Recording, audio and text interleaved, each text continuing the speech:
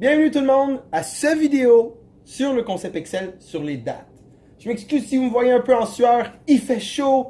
Je me suis dit que je pourrais le faire sans chandail, mais ça serait pas très professionnel. Alors je garde ma belle chemise. Mais si elle devient noire de sueur, je m'excuse. Alors nous commençons aujourd'hui avec un concept super important qui parle de dates dans Excel.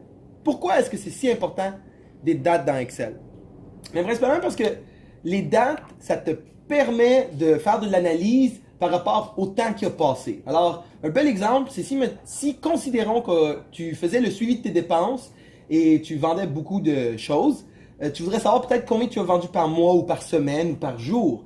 Alors, c'est grâce à la colonne date que ces choses-là vont être possibles.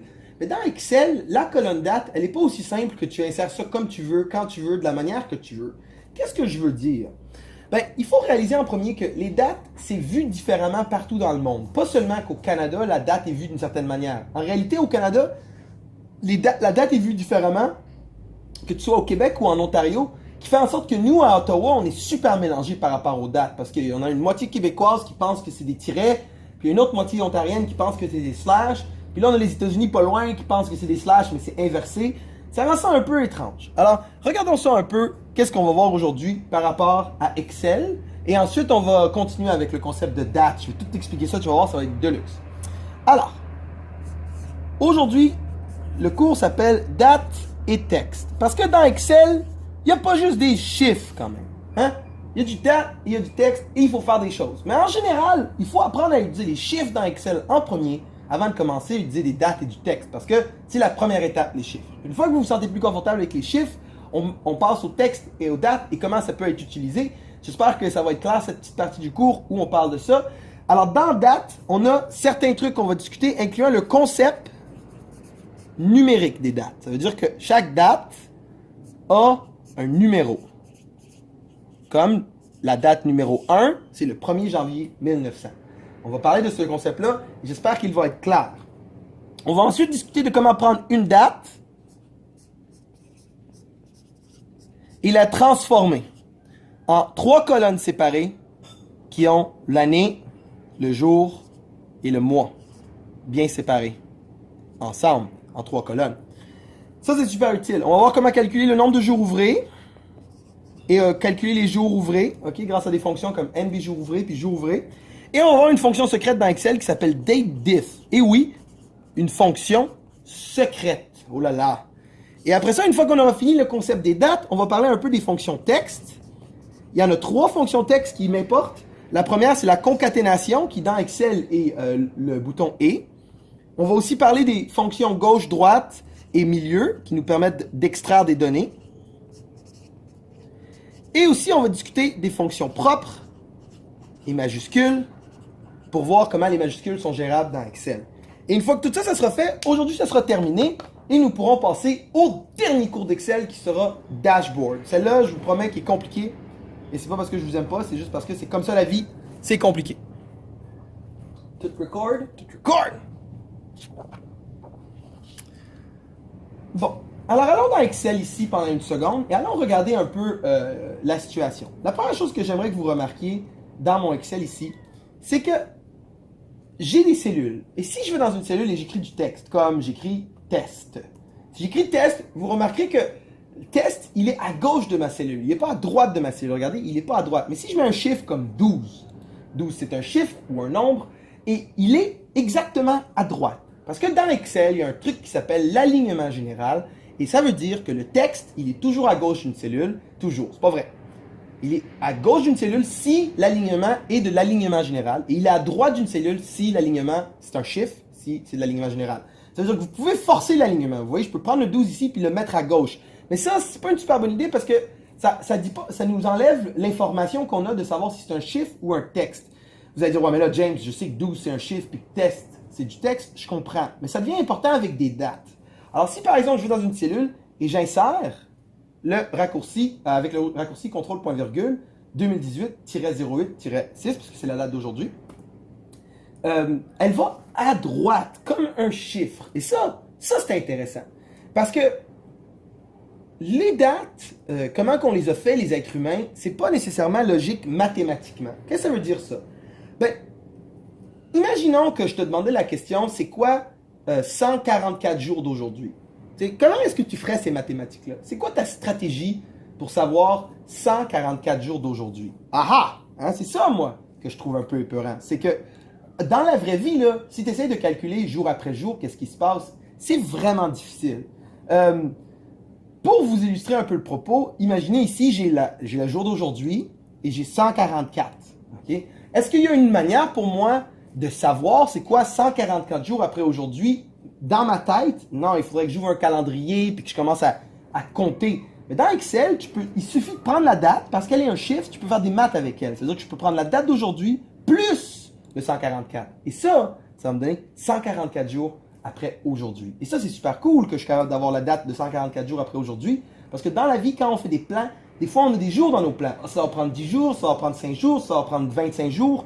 Fait qu'il faudrait être capable de dire, puisque ça va prendre 10 jours, c'est quand que ça finit. Et ensuite, puisque l'autre prend 25 jours, c'est quand que l'autre finit. Alors, il y a du travail à faire comme ça, souvent dans Excel, de date après l'autre. Alors, il fallait qu'ils trouvent un concept pour que ça fonctionne. Alors, c'est comme ça que ça fonctionne dans Excel. Les dates, c'est des chiffres. On va en parler un peu plus pour que ça soit imagé un peu mieux, parce que c'est quand même super important ce que je vous dis ici. Et il faut bien le comprendre, parce que des fois, c'est vraiment ambigu. Alors, comme j'ai dit, dans Excel, les dates ne sont pas traitées comme des êtres humains. Les êtres humains, nous, on va traiter les dates de manière différente et on va les interpréter différemment dépendant de où nous sommes dans le monde. Ça veut dire qu'au Québec, on va bien aimer quelque chose comme ça. 02, oups, j'ai fait une erreur. On va dire en Ontario.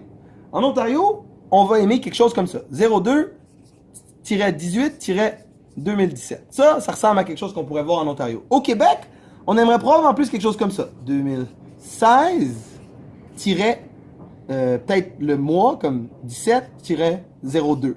Alors, vraiment, c'est deux dates différentes. Et dépendant de où tu es dans le monde, ces dates-là, ils sont complètement différents. Wow, il fait chaud tout le monde. La sueur a pris le dessus. Je m'excuse si je suis en sueur, mais les dates, ils nous font suer constamment dans Excel. Et c'est une belle interprétation de tout ça. Alors, on va laisser ça comme ça. L'extrême ici. Alors, ici, vous voyez, j'ai les dates comme j'ai écrit dans la vraie vie, mais dans le monde d'Excel, ces dates-là, ils ne sont pas représentés comme ça. D'ailleurs, en ce moment, je ne suis pas capable de savoir ces dates-là, ils sont représentés comment dans Excel, parce que je ne suis pas un magicien à ce point-là. Il va falloir que je fasse certains calculs dans Excel. Mais qu'est-ce que je peux vous dire, par exemple, c'est que je sais, 1, c'est quoi? 1, c'est le 1er janvier 1900. OK? Et je peux vous dire aussi, c'est quoi 2? 2, c'est le 2 janvier 1900. Et je peux vous dire, c'est quoi 3? C'est le 3 janvier 1900. Alors, si je continue à compter, là, sans arrêt, jusqu'au... Ah oui, ça, c'est que je l'ai écrit comme ça. Ça veut dire que le février 18 2017, c'est quel jour? Je peux pas le savoir. C'est trop compliqué pour moi de compter jusque-là. Mais Excel, lui, le sait. Regardez, je vais dans Excel. Dans Excel, j'écris ma date. 02 slash 18 slash 2017 enter. Et regardez qu'est-ce qui s'est passé. Est-ce que ma date, elle s'est faite interpréter par mon Excel? Non. Pourquoi? Parce que elle est à gauche. Le fait qu'elle est à gauche me montre que Excel n'a pas compris ma date et en ce moment, pour elle, c'est que du texte. Ça, c'est un vrai problème. Alors, c'est ici qu'il va falloir réinterpréter notre date. C'est quoi la meilleure manière de le faire? Moi, j'utilise le raccourci CTRL-virgule et je modifie les valeurs. Parce que le raccourci CTRL-virgule me donne la date d'aujourd'hui, mais il me donne la date d'aujourd'hui dans le bon format. Alors, je sais qu'aujourd'hui, nous sommes en août. Alors, c'est le 18 ici et 02. Et là, je fais Enter et j'ai la date à droite confortablement. Elle est belle. Mais qu'est-ce qu'il faut que je sois capable de faire avec cette date? C'est qu'il faut que je la transforme en nombre. Ça, c'est pas difficile. Il faut faire un clic droit, format de cellule, et dans format de cellule, on va dans nombre, et on change le date à nombre. Et regardez ce qui se passe. Ça me donne le chiffre. 42 784. Alors ici, si je reviens sur ma feuille, vous pouvez voir 42 784. C'est le chiffre. Ça veut dire que de ce jour-là à ce jour-là, il y a eu 42 784 jours. Moi, je trouve ça complètement incroyable que Excel fonctionne comme ça, jour après jour, il garde les chiffres. Et dans les données en arrière, il est capable d'interpréter ce chiffre-là pour te donner une vue humaine. Ça veut dire que toi, tu peux prendre ton 42 784 et le transformer en ce que tu veux. Mais il faut faire attention quand on fait ça. C'est à nos risques et périls et ça peut ne pas fonctionner. Moi, je vous conseille utilisez toujours le format de base de votre ordinateur parce qu'il s'adapte au format de l'autre ordinateur. Alors, qu'est-ce que je veux dire? Considérons que je suis curieux de savoir c'est quoi 1500 jours après aujourd'hui. Est-ce que je peux faire ça? Oui, il faut que j'aille la date d'aujourd'hui. Alors dans Excel, vous pouvez écrire une fonction cool qui s'appelle égale aujourd'hui. Ouvre la parenthèse, ferme la parenthèse. Et ça va faire en sorte que la cellule, chaque fois que le document ouvre, la date change, ok? Elle s'adapte. Et ça fait en sorte que puisque la date s'adapte et elle change, qu'est-ce qui se passe? Le lendemain, quand je l'ouvre, la date est demain. Et le jour après que je l'ouvre, la date est après-demain. Ça fait une date dynamique. C'est cool dans les documents que tu imprimes, puis que tu aimes ça quand tu les imprimes et ils ont la date d'aujourd'hui quand ils sont imprimés. Une fonction comme ça, c'est super bien. Alors ici, regardez, je vais aller écrire égal aujourd'hui dans ma cellule, ferme ma parenthèse. Il n'y a pas d'argument dans cette fonction-là. C'est une fonction sans argument. Et elle me donne la date d'aujourd'hui. Et regardez, je peux aller dans la cellule en dessous puis faire égal la date d'aujourd'hui plus 1500. Pourquoi est-ce que ça fonctionne ça? Parce que c'est un chiffre. Alors c'est facile pour Excel de faire l'un plus l'autre quand c'est des chiffres. Ça, c'est vraiment, vraiment nice que Excel puisse faire quelque chose comme ça. Ça veut dire que moi, là, essayons d'être le fun. Là. Mettons que je suis né à quelle date? Je ne vais pas vous donner ma date de naissance réelle parce que c'est de l'information sécuritaire et sachez que vous ne devriez pas partager votre information sécuritaire comme votre date de naissance sur Internet si facilement. Sachez que les seules choses que vous avez besoin pour vous faire hacker, c'est un email, votre date de naissance et généralement quelque chose comme le nom de votre mère, nom de famille de votre mère. Et si le hacker a toute cette information-là, c'est comme si vous perdez l'accès à votre compte de banque d'une certaine manière. Alors tu sais, sur Facebook, quand tu mets ta date de fête, tu prends un gros risque. Alors moi, je ne vais pas vous donner ma vraie date de fête ici. Alors, on va dire que je suis né le 19 septembre 1985. Ok, il faut que j'écrive correctement. Hein? 1985, le mois, c'est septembre, c'est 09 19. Alors, vous voyez, ça, c'est ma date de fête ici. Je vais supprimer toutes les autres affaires que j'ai ici. Là. Oups. Je supprime tout ça, je garde ma date de fête. J'ai écrit date de naissance, DDN. Et là, moi, j'aimerais ça savoir, c'est quoi 10 000 jours après ma date de naissance. Ça veut dire que si je voudrais faire un party pour mon 10 millième jour là, que j'ai vécu, là, ce serait cool, ça veut dire que j'ai passé 10 000 nuits. Est-ce que je pourrais trouver cette date, qui est la date de mon party de mon 10 millième jour? Oui, dans Excel, c'est possible. Alors, je vais écrire 10 millième party, 10 millième jour, party, ou tiens, je vais vous donner un mot espagnol que j'aime bien. Fiesta, c'est une fête, mais une fiestota, c'est une vraiment grosse fête. Alors, le 10 000 jours de la fiestota, c'est quand? C'est très simple, je prends égal, ma date de fête, plus 10 000. Et là, je sais qu'en 2013-02-04, ça m'aurait donné 10 000 jours. C'est vraiment cool que ça me permette de faire ça. Mais aussi, je peux aussi calculer combien de jours j'ai vécu. Alors, nombre de jours vécus. Et comment je fais ça, le nombre de jours vécus? C'est facile. Il suffit de prendre la date d'aujourd'hui moins la date de la naissance. Alors, comment je fais la date d'aujourd'hui moins ma date de naissance? J'écris aujourd'hui, ouvre, ferme la parenthèse, moins ma date de naissance. Je fais Enter et regardez, ça me donne 1932-11-16. Wow! Pourquoi ça me donne une date? Parce qu'il pense que je veux une date. Alors, ça me donne une date dans les 1932 parce que j'ai vécu assez de jours pour que ça soit 32 presque. Parce que j'ai 32 ans. C'est pas ma vraie âge en passant. C'est ça que c'est.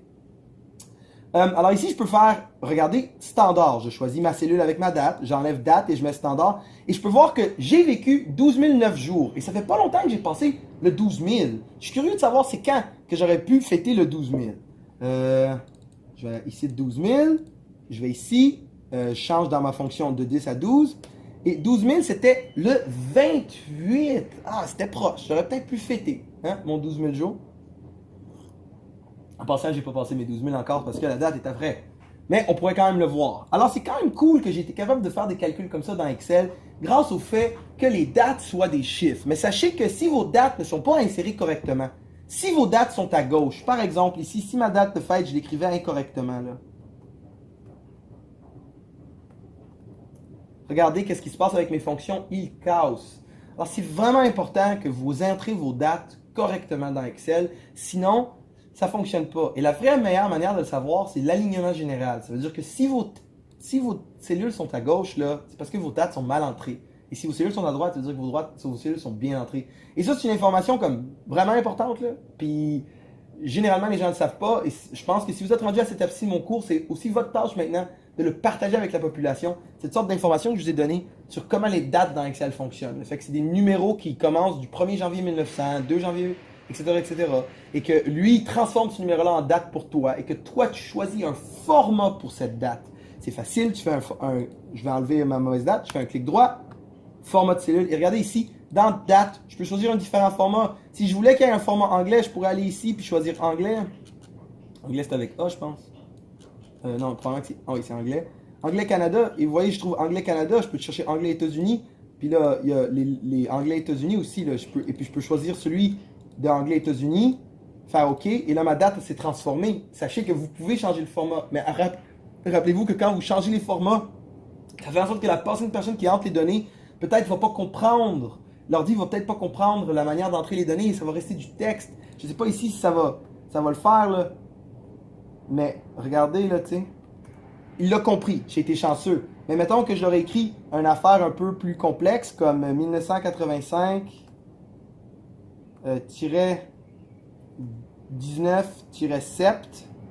Tu vois, là, il pense que c'est à gauche. Ça veut dire qu'il pense que c'est du texte. Ça va faire que toutes mes fonctions ne vont pas fonctionner avec cette date-là.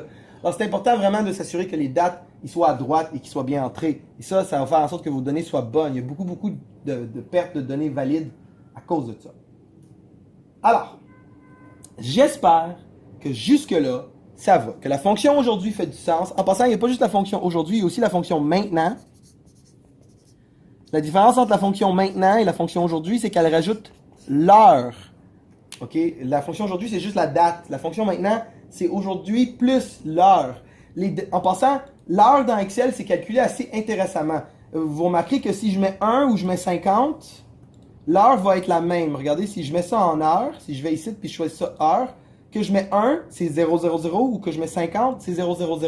Parce que, rappelez-vous, quand on passe du 1er janvier 1900 au 2 janvier 1900, ça passe de 1. Ça veut dire qu'une journée, là, c'est 1. OK? Quand je fais 1 à 2, la date passe du 1er janvier 1900 au 2 janvier 1900. Alors, une journée au complet représente 1. Alors, comment est-ce qu'on divise des heures divise des journées dans le monde? Avec des heures. Mais Excel n'est pas capable de diviser avec des heures.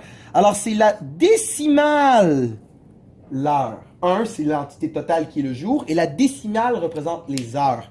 Alors, ça veut dire que ici, par exemple, si j'écris 0.5, qu'est-ce qui va se passer? Ça va, 0,5, parce que mon ordinateur est français. Ça me donne midi. Si j'écrirais 0,75, qui est 3/4 de journée, il devrait me donner 6 heures PM. J'ai 18 heures. Mettons que je mets 0,25. Ça, c'est 6 heures du matin. C'est écrit 6 heures du matin. Alors, vous comprenez que c'est la virgule et les décimales qui définissent les heures, et c'est les entiers qui définissent les jours. Alors, avec un jour et avec un numéro, avec une virgule, alors ça veut dire que si, par exemple, je voulais parler d'aujourd'hui, je pourrais écrire égale maintenant, ou ferme la parenthèse, et ensuite voir, peut-être je peux le laisser en date, là. Si je le laisse en date, je vais voir la date, mais si je le mets en général, vous allez voir que c'est 43 318,51201. Ça veut dire que c'est maintenant, là. Et si je change des valeurs, vous remarquerez que ça change, ok? Le temps, il progresse, même si c'est la petite virgule, le temps progresse. Et c'est ça que je veux dire par une fonction dynamique. La fonction maintenant, elle progresse avec le temps, dynamiquement, chaque fois qu'une cellule reçoit de l'information. Cool, non? Alors, c'est comme ça que ces fonctions-là fonctionnent. Et comme je vous dis, dans une date, si vous voyez quelque chose comme ça, qu'est-ce que ça veut dire? OK, l'entier, c'est le jour. Excel va être capable de le transformer. Et ça, c'est l'heure. J'espère que ça fait du sens et que vous comprenez un peu mieux comment les dates fonctionnent dans Excel. C'est un point super important. Bon, alors ceci met une fin à notre explication sur le concept des dates. J'espère que tu as trouvé ça clair. Rappelle-toi de plusieurs faits que j'ai dit, surtout celui que si ta droite est à gauche, c'est pas une date, là. Il faut qu'elle soit à droite pour qu'elle soit vue comme un chiffre et pour qu'elle soit interprétée correctement.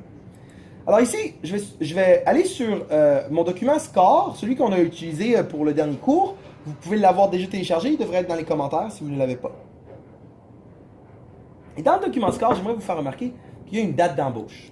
Et que dans cette date d'embauche, elle est bien à droite partout. Ça veut dire que c'est une date fonctionnelle.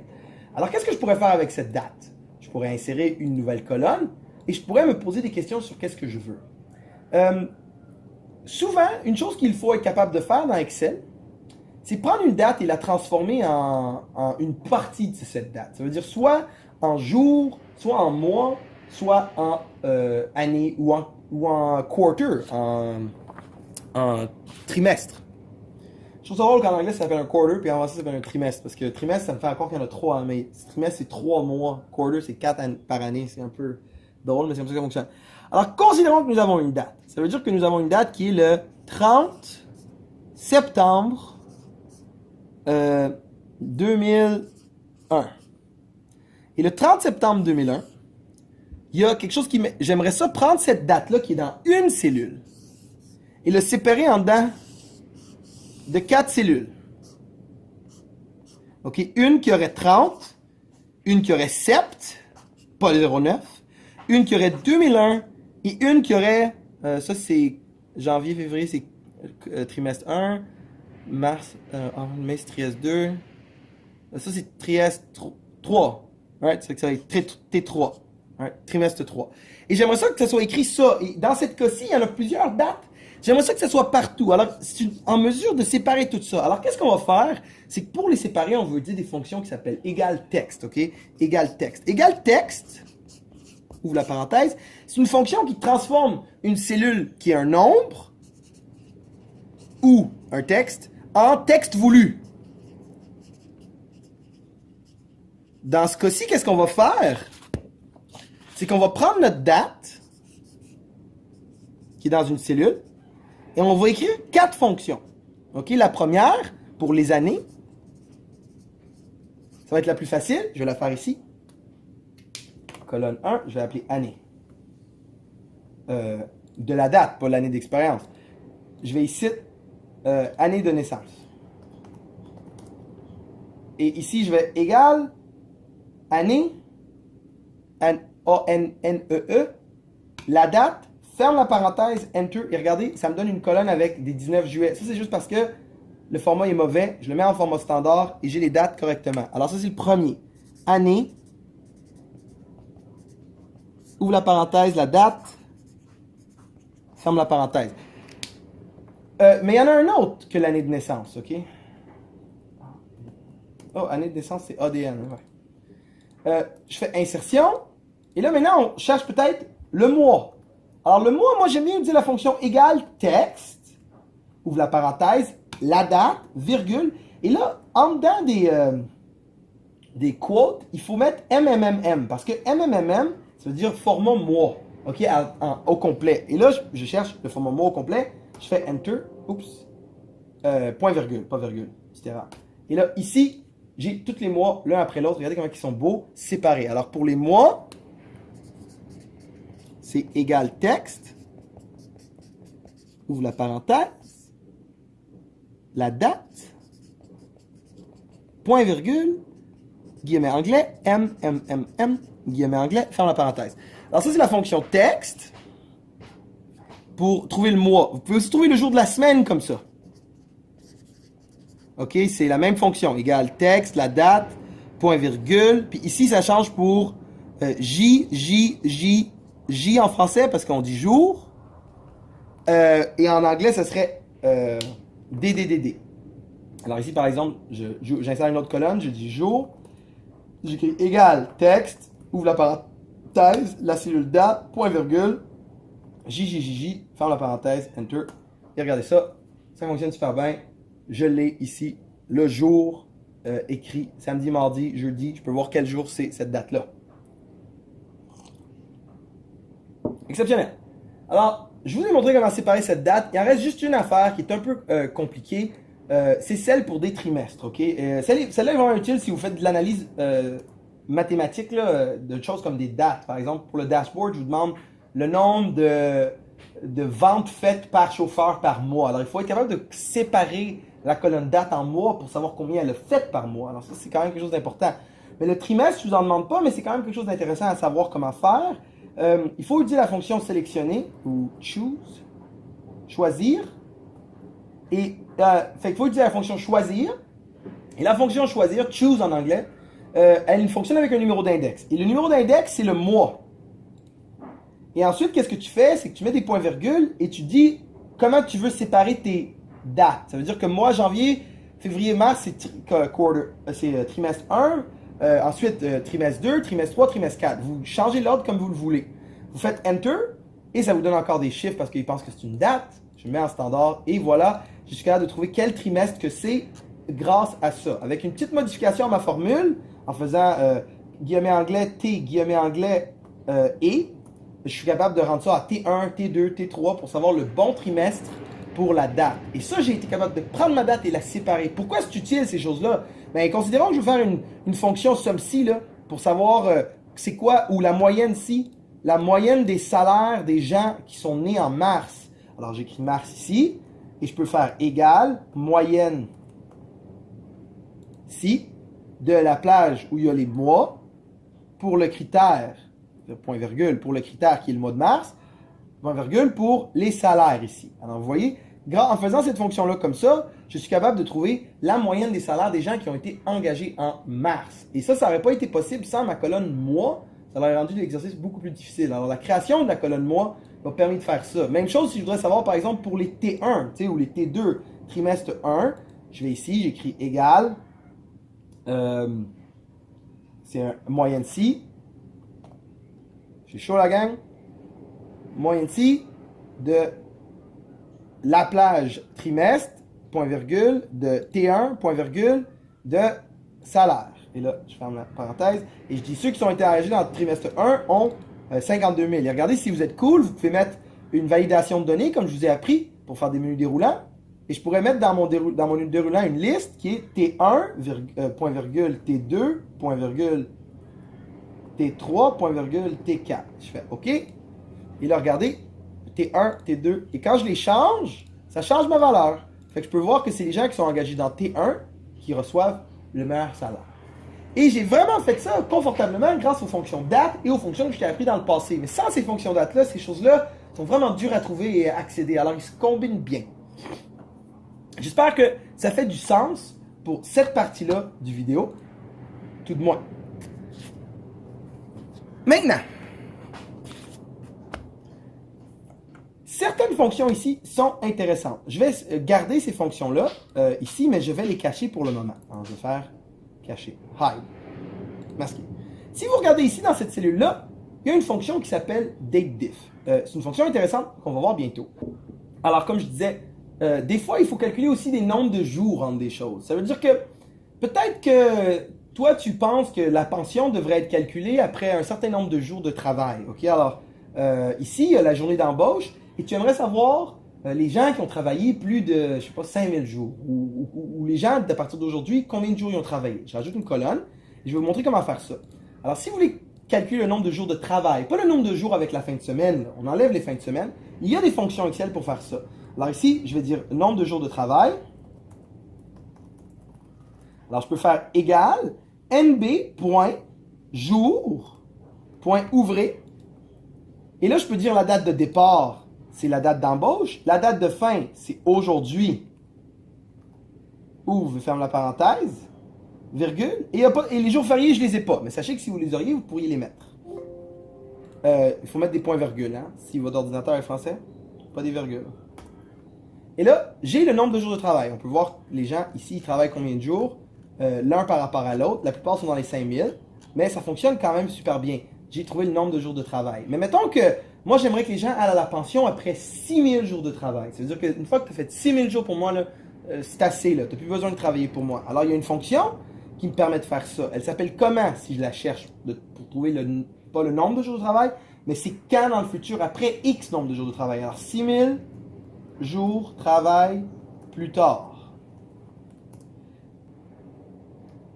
Alors, la fonction s'appelle workday en anglais, mais en français, ils ont vraiment trouvé un nom complexe pour, c'est série.jour.ouvrez. Alors, c'est NB jour ouvré, celle-là te donne le nombre de jours under date, et série jour.ouvrez te demande une date de départ et un nombre de jours. Dans ce cas-ci, le nombre de jours, c'est 6000. Point virgule, j'ai pas les jours ouvrés, je ferme la parenthèse, les jours de congé. Et je peux voir ici que j'ai plein de jours, c'est des dates. Alors il faut que, encore une fois, j'ajuste le format. Je vais dans standard, j'ajuste le format à un format date. Et là, regardez, j'ai les dates qui sont 6000 jours après. Alors j'ai les dates de retraite. Dans Excel, il y a une fonction secrète. Elle date de Lotus et elle n'a pas été traduite. C'est une fonction qui s'écrit en français et en anglais de la même manière. Elle s'appelle DateDiff. Et si tu la demandes, Excel t'aide pas. Elle te donne pas d'aide, elle te dit pas comment faire. Mais la fonction DateDiff est assez bien. Elle te permet de calculer, par exemple, ton nombre d'années de vie. C'est un peu compliqué de calculer le nombre d'années de vie parce qu'on l'arrondit à la base. Vous savez, vous n'avez pas un an tant que vous n'avez pas atteint un an. Ça veut dire que vous avez 6 mois, vous avez juste 6 mois. C'est à votre fête de 1 an que vous atteignez 1 an. Et à 1 an et 360 jours, vous n'êtes pas encore à 2 ans. Il faut attendre que l'année se finisse. Alors, DateDiff, c'est une fonction cool parce qu'elle fonctionne bien comme ça pour les années. Alors, généralement, une DateDiff, ça s'écrit comme ça. DateDiff, ouvre la parenthèse, début, point virgule fin, point virgule. Et là, ici, c'est soit Y comme ça pour la différence d'année, soit M pour la différence de mois. Alors ici, par exemple, vous regardez la fonction DateDiff, c'est quand la date de début, c'est la date d'embauche. Parfait. C'est quand la date de fin, c'est aujourd'hui. Et ici, Y pour dire année. C'est la même fonction pour calculer le nombre d'années que tu as comme personne. C'est-à-dire, tu pourrais mettre ta date de naissance, faire un DateDiff comme celle-là, et ça calculerait l'âge des gens. Et ça, c'est la fonction DateDiff. Et ça, c'est une fonction quand même utile pour être capable de calculer la différence entre des dates. Oui, surtout quand c'est une question de mois ou d'année. La fonction DateDiff, elle fait bien la job. Rappelez-vous aussi qu'on a vu la fonction NB égale NB.jour. Je ne suis pas sûr si je l'ai écrit correctement, je ne veux pas me tromper. Afficher. NB jour avec un S.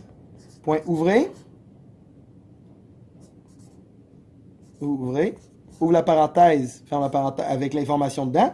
Ou série. Point jour. Point ouvrez. Avec l'information dedans, elle aussi.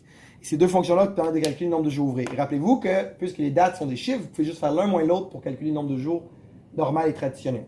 Et ça, c'est une fonction date, et ça vous devrez vous donner une belle explication générale de comment les fonctions date dans Excel fonctionnent. Je suis encore dans mon document, et maintenant, on va parler un peu de texte, ok? Parce que dans Excel, des fois, il faut utiliser des fonctions un peu plus avancées, surtout pour travailler avec du texte. Par exemple, mon boss m'est arrivé et il m'a dit que la nouvelle structure de salaire va être un mix de statut et de score. Ok, alors ça va être comme, si c'est une personne temps plein, ça va être temps plein combiné au score. Si c'est une personne contrat, ça va être contrat combiné au score. Ça veut dire que le premier, ça va être comme, si ce contrat, c'est contrat 1. Si c'est temps plein, c'est temps plein 2. Alors il faudrait être capable de faire une colonne ici qui les combine. Et je veux que ça soit dynamique. Ça veut dire que je veux que quand quelqu'un change le 2, ça change le 2 dans la fonction. Ça veut dire que FlashFill ne va pas faire la job. Je vais vous montrer ce que je veux dire. J'essaye de combiner ici la colonne statut et score. Je vais cacher les autres colonnes. Masquer. Je vais ici, je vais zoomer un peu. Et qu'est-ce que je vais faire? C'est que pour le faire normalement avec FlashFill, c'est facile. Je pourrais faire code salaire. Okay? C'est comme ça qu'on les fait. Alors ici, ça pourrait être égal contrat 1. Et ensuite, je vais en dessous, je fais CTRL-E et il le fait automatiquement. Mais si je change ces deux-là pour un 4, tu remarqueras que mon temps plein, il reste temps plein 2. Ça veut dire que si quelqu'un change le score de quelqu'un, son code ne change pas et son salaire ne change pas. La personne ne va pas être contente que son salaire ne change pas.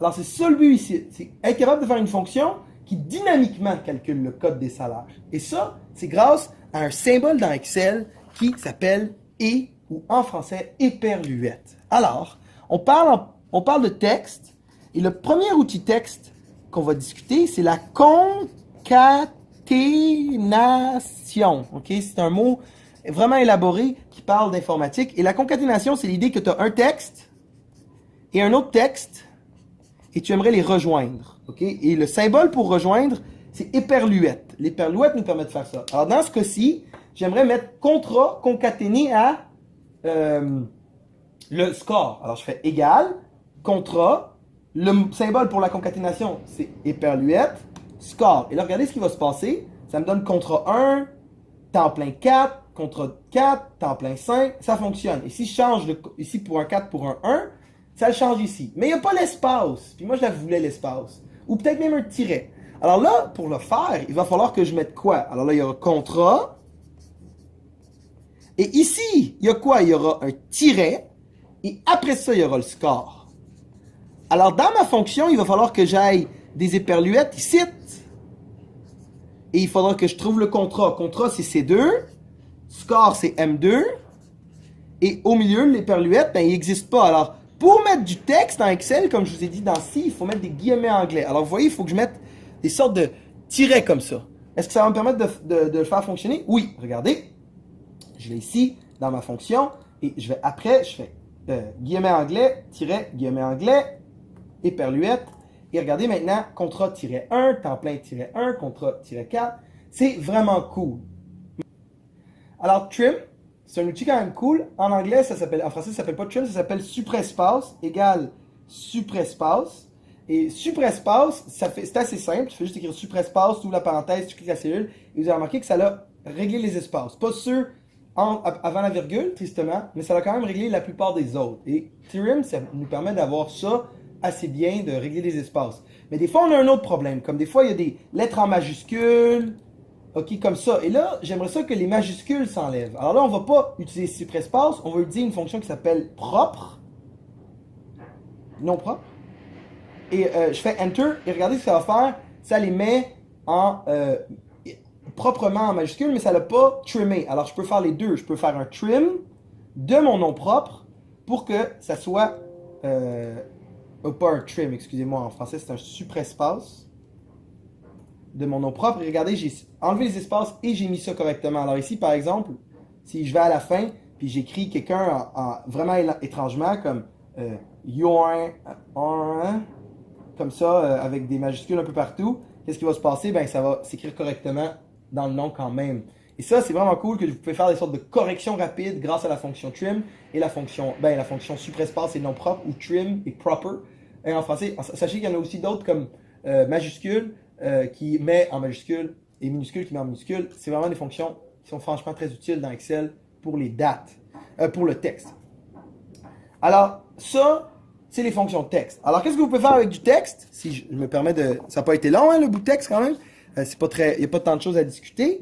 Il va rester une petite chose, mais on va discuter de ce qu'on a vu pour le moment. Alors, les fonctions texte, la première chose qu'il faut savoir, c'est l'éperluette. Celle-ci te permet de concaténer deux textes ensemble. Texte plus texte égale texte. Texte. OK? Ça, l'éperluette. Un autre qu'on a vu, c'est suprespace, qui est trim.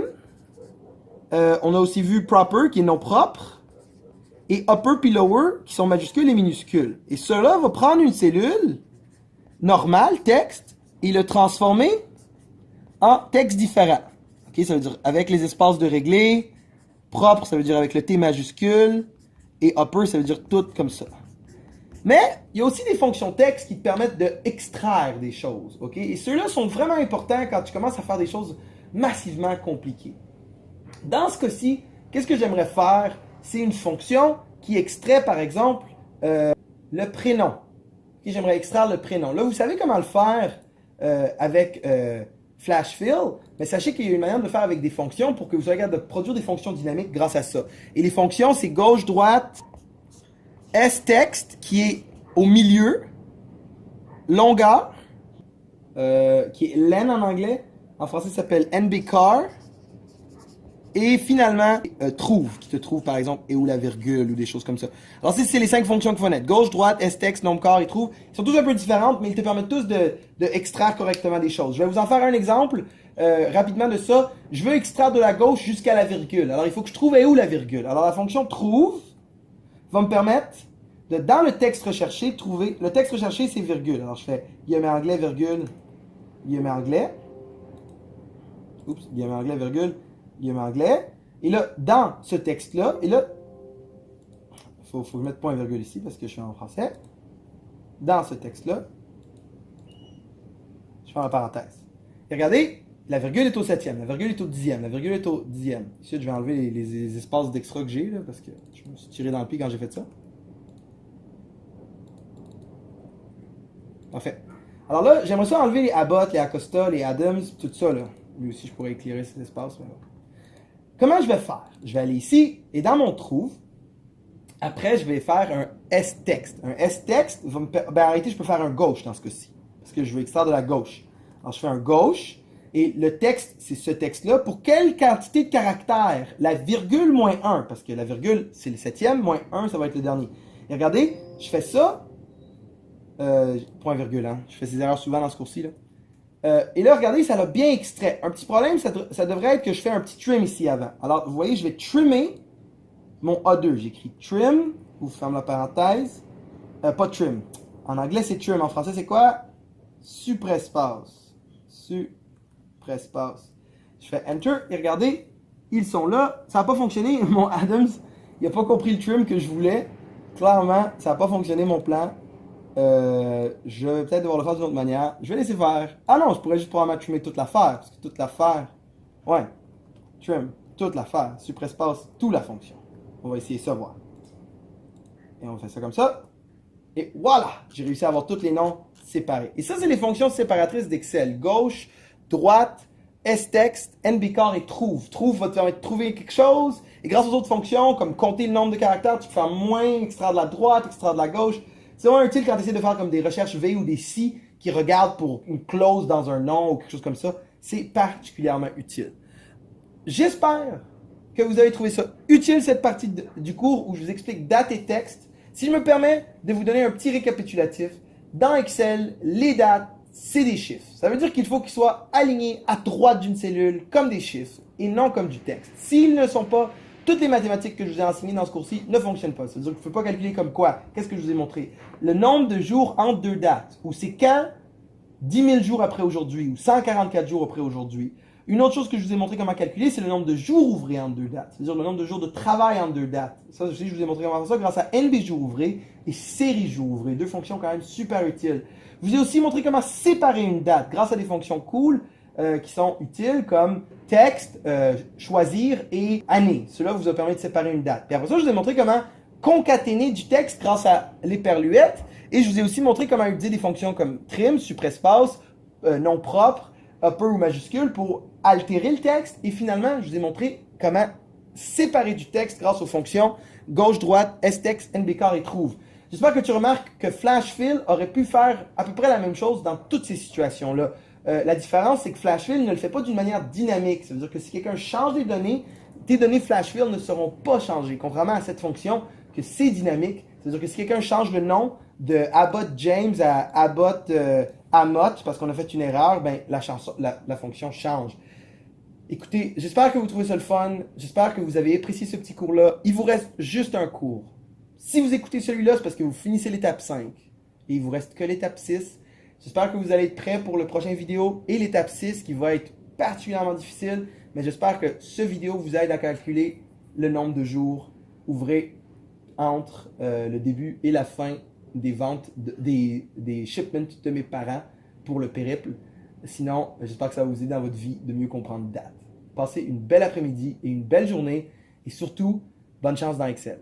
Bye, votre prof, James.